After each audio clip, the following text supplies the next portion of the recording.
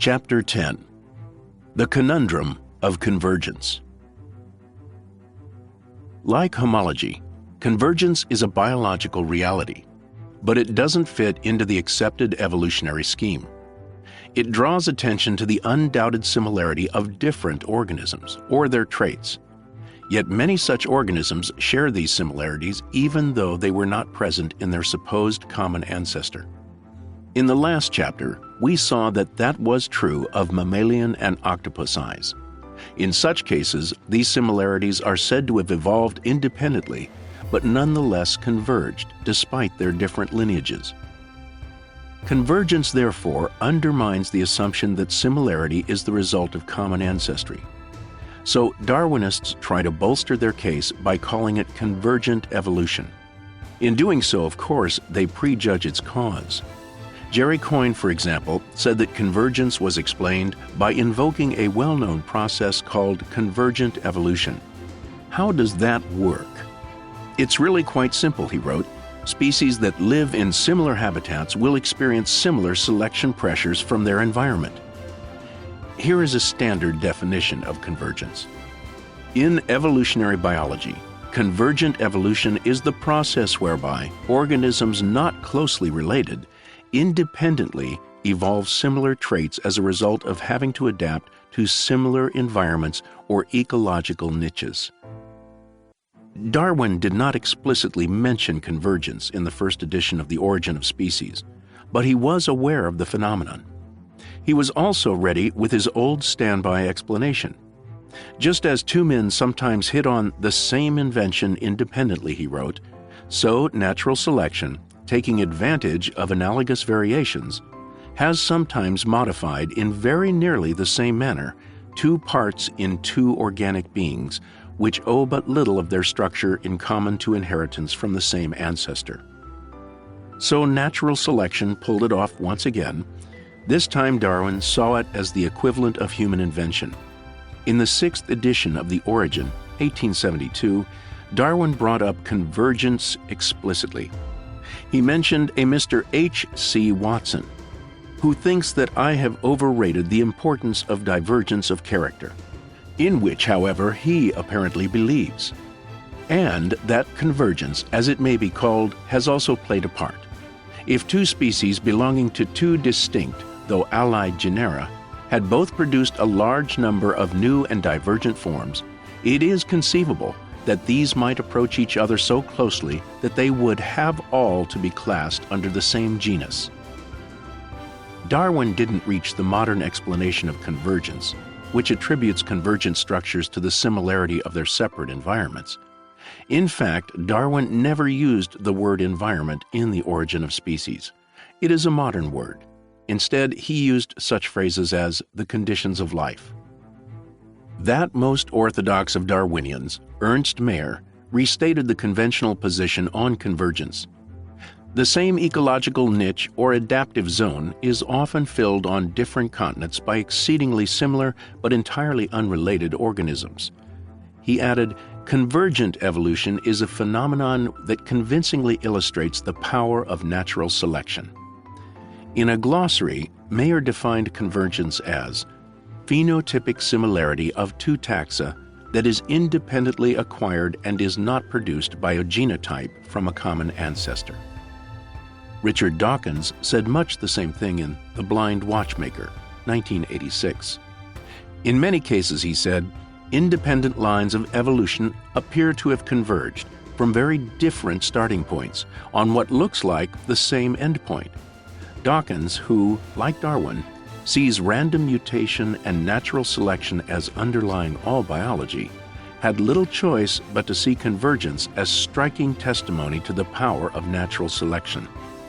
Convergence, nonetheless, creates problems for Darwinism, as the following analogy may show. Two people are randomly selected from all over the world and are asked where they live. One says Washington, D.C., and the other says Chevy Chase, a suburb of Washington. Coincidence is a strong possibility as long as fraud is ruled out. At the same time, one might legitimately wonder whether they really were chosen at random.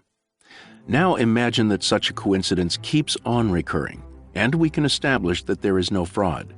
This time we would know that something odd was afoot. But it does happen again and again in biology. Organisms from quite different parts of the world often have very similar characters. True, Dawkins added, when we look in detail, we find that this convergence is not total. It would be worrying if we did. Still, he never quite explained why the relevant organs become so similar other than by invoking the evolutionists' abracadabra, natural selection. So far, we have encountered the claims that natural selection can design things just as human inventors do. It can also cause organs to diverge or to converge, whatever is needed. Natural selection is the evolutionist's obedient servant. But if two different habitats can be judged similar, then that will suffice to explain the observed convergence between the characters of species that do not share a common ancestor. Mammals, placental and marsupial. The main mammalian branches, placentals and marsupials, provide numerous examples of convergence. Following the breakup of large land masses roughly 100 million years ago, mammalian branches followed separate pathways. Despite this long separation, marsupials in Australia and placentals in North America often resemble one another in overall shape and way of life. But these similarities are superimposed on two quite distinct methods of reproduction. In one, the internal placenta connects the fetus to the uterine wall. Marsupials, on the other hand, carry an external pouch or pocket into which immature offspring promptly climb. There are marsupial and placental mice, each split into numerous species. The flying marsupial possum resembles the flying placental squirrel, both with skin stretched between their limbs to allow gliding from tree to tree. Marsupial and placental moles both burrow through soil to find insects. The Australian wombat, like the North American groundhog, uses rodent-like teeth to eat roots and plants. Rabbit-eared bandicoots resemble rabbits in North America. Both have well-developed hind limbs and a hopping form of locomotion. The Tasmanian wolf, a carnivorous marsupial now extinct, resembled the placental wolf. Its limbs were adapted for running, and its skull and teeth were adapted for tearing meat. Both marsupial and placental saber-toothed cats are now extinct, but they shared a strikingly similar skull structure. In Evolution, a Theory in Crisis, Michael Denton wrote, "Anyone who has been privileged to handle, as I have, both a marsupial and a placental dog skull will attest to the almost eerie degree of convergence between the thylacine, marsupial, and the placental dog. Yet in terms of the soft anatomy of their reproductive systems, there is an enormous difference between the two groups." Mammals managed to converge with even more distant groups. A remarkable example was reported by Science in 2012. It involves the close parallel between the mechanism of hearing in mammals and in katydids, an insect known as a bush cricket, which comes in over 6,000 species. In mammals, the eardrum, the ossicle in the middle ear, and the cochlea with its piano keyboard of frequency sensors supposedly evolved by chance, as everything did in the Darwin story. But evolutionists now claim that the katydid in the rainforest possesses a three-part hearing mechanism closely similar to that of mammals. If mammals ever did share a common ancestor with insects, it must have been way back in the Cambrian period, perhaps 500 million years ago. A website that keeps track of these things commented, "Detecting the mechanism of katydid hearing was never possible in such detail before. The cochlear analog in the katydid, which they named the acoustic vesicle, is so small, 600 millionths of a meter, that it required X-ray microtomography and other state-of-the-art techniques to elucidate its structure. Yet in a remarkable diagram in Science, the authors compared the three parts of a human ear and katydid ear side by side, showing how analogous the structures are." The writer, Arthur Koestler, was impressed by convergence. citing the nearly identical skulls of North American wolves and the Tasmanian wolf. Even the evolution of a single species of wolf by random mutation plus selection presents insurmountable difficulties, Kessler wrote. To duplicate this process independently on island and mainland would mean squaring a miracle. The puzzle remains why the Darwinians are not puzzled, or pretend not to be. Kessler was always skeptical of Darwinism.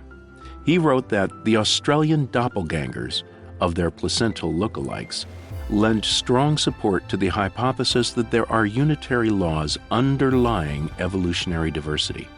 Such laws, which are anti-Darwinian, permit virtually unlimited variations on a limited number of themes. Recall that we also saw the idea of variations on a theme play out in the chapter on homology.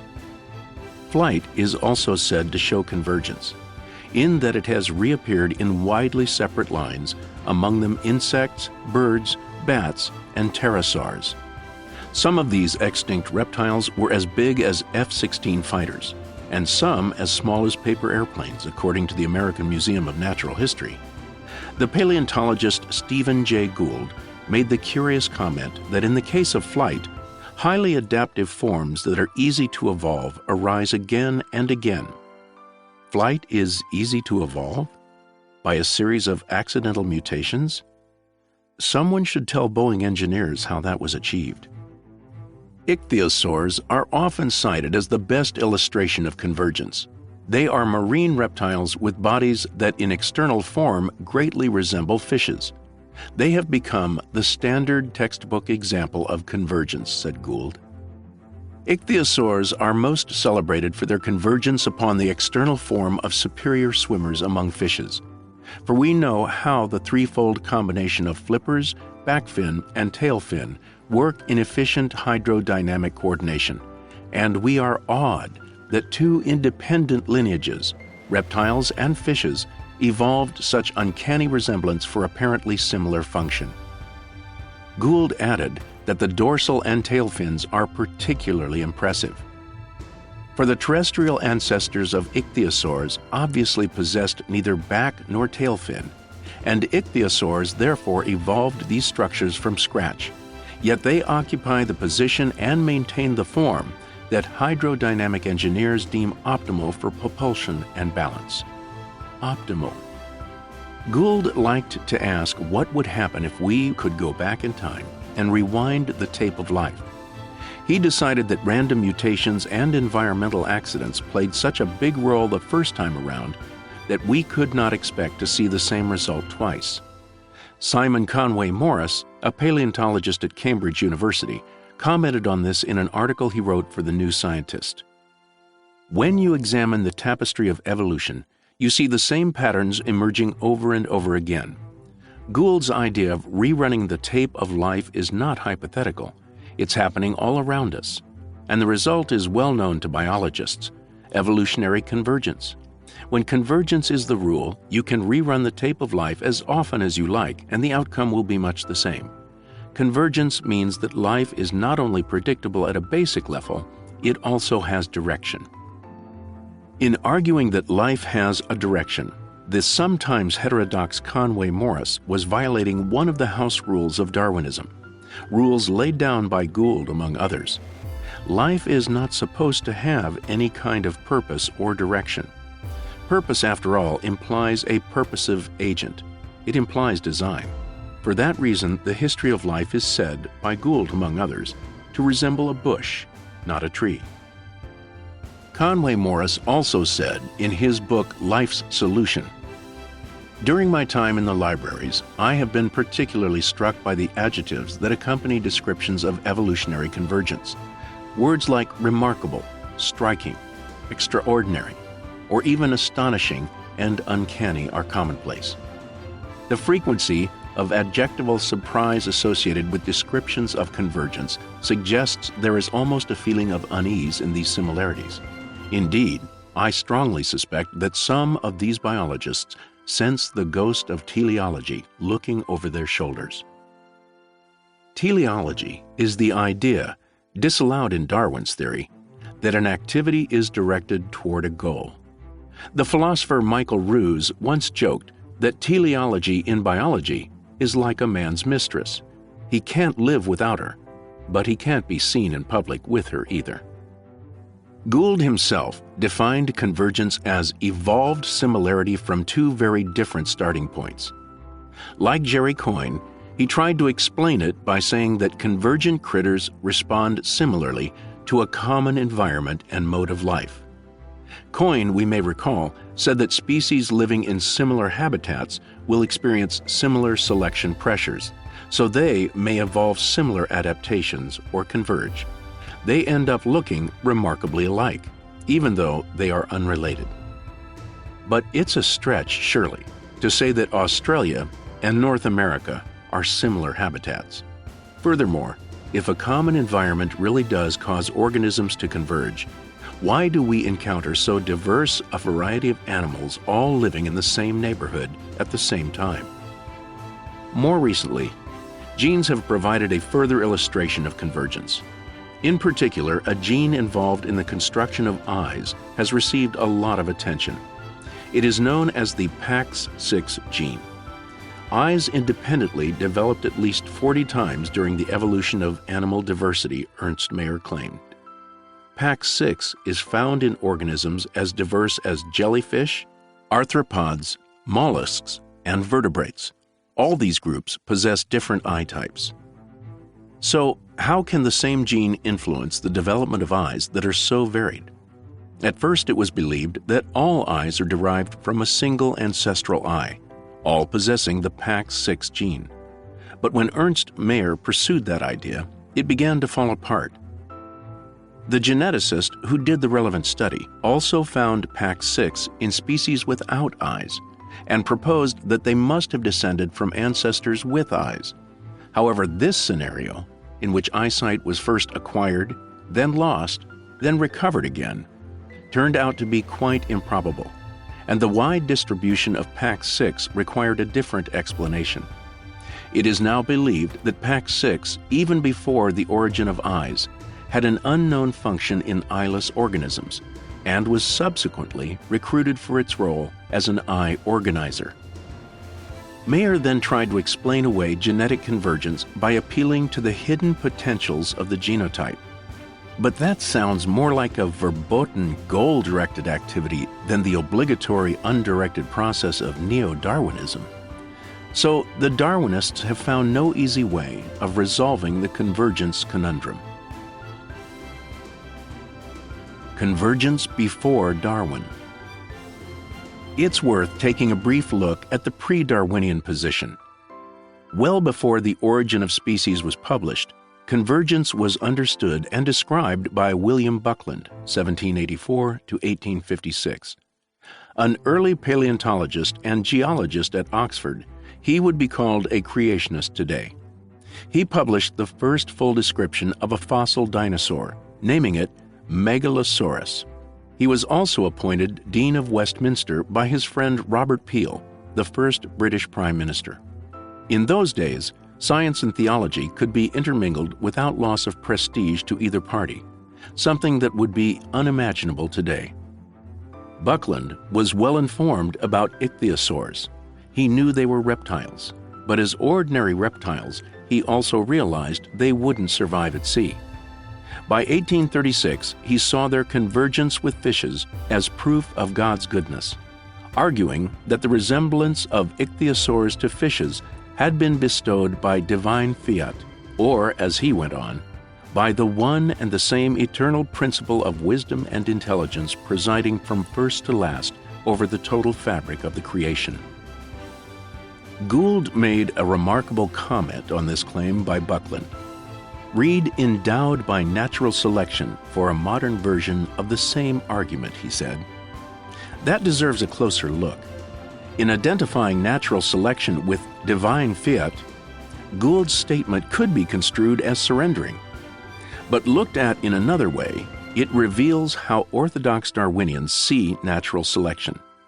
They believe it explains whatever exists in nature, however improbable it might be, just as divine fiat did in pre-Darwin times. Seeing natural selection as all-powerful, they do not take kindly to a dispassionate scrutiny of what it can achieve or what it has been shown to achieve by experiment. Evolutionists, of course, believe that they are appealing to science, in contrast to the religionists' reliance on faith. But the truth is that when they utter their two-word incantation, natural selection, they are not being remotely scientific, nor are they expected to provide any details. How could natural selection make two different and unrelated organisms more and more similar to one another? Evolutionists are never expected to answer that question, but if pressed, they would say something like this. First, some reptiles began to live part of the time in the water. Then one of them accidentally began to develop both a dorsal fin and a tail fin, so it survived better than the others. That happened again and again in many succeeding generations. Then one day, the fin reached a point where modern hydrodynamic engineers would ultimately find its design to be optimal. To today's biologist, in short, natural selection operates as an omnipotent force, just as divine fiat once did. Gould said he was awed by convergence, but perhaps he was even more awed by the ease with which natural selection functions as a password at any number of scientific checkpoints, with the assurance that no further questions will be asked. In the ichthyosaur case, for example, paleontologists are not expected to point to a sequence of fossils showing the bit-by-bit increase in perfection of reptile dorsal and tail fins. In a slightly different context, Dawkins once referred to the gradual ramp of improvement that natural selection needs to climb up. Such a series, or ramp, is never found with ichthyosaurs, where all the fossils are in their perfected state. But loyal Darwinists would view any request to produce such a sequence as quarrelsome nitpicking, science denial, and, perhaps, incipient creationism. As they see it, the problem was already solved, and solved in strictly materialistic terms, by Darwin in 1859. George Gaylord Simpson, 1902 to 1984, the curator of paleontology at the American Museum of Natural History and later at Harvard, once drew attention to the all-embracing nature of Darwinism, but did so as though it were a point in its favor.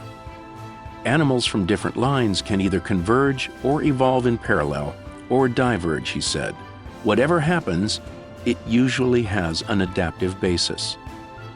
So, evolutionism has all the bases covered. It is opportunistic, Simpson reassured us. What could possibly falsify such a theory? If one cannot measure the variables or the parameters with which the theory is constructed, Harvard's Richard Lewontin once wrote, the theory becomes a vacuous exercise in formal logic that has no points of contact with the contingent world. The theory explains nothing because it explains everything. More recently, advocates of intelligent design have suggested that biological similarity without common ancestry is the result of common design. Designers regularly reuse parts, programs, or components that work in different designs, said Casey Luskin. He gave the examples of wheels, reused on both cars and airplanes, and keyboards found on both computers and cell phones. Computer scientists have given us more technical examples showing how very similar or identical sections of computer code are used in quite different applications. Convergence, then, can be seen in one of two ways: either as a sign of the awkward corner that Darwinists force themselves into by their embrace of a materialist philosophy, or as a biological analogy to the reuse of human designs in different applications. Intelligent design predicts that such reuse will be found frequently in nature, as indeed it is.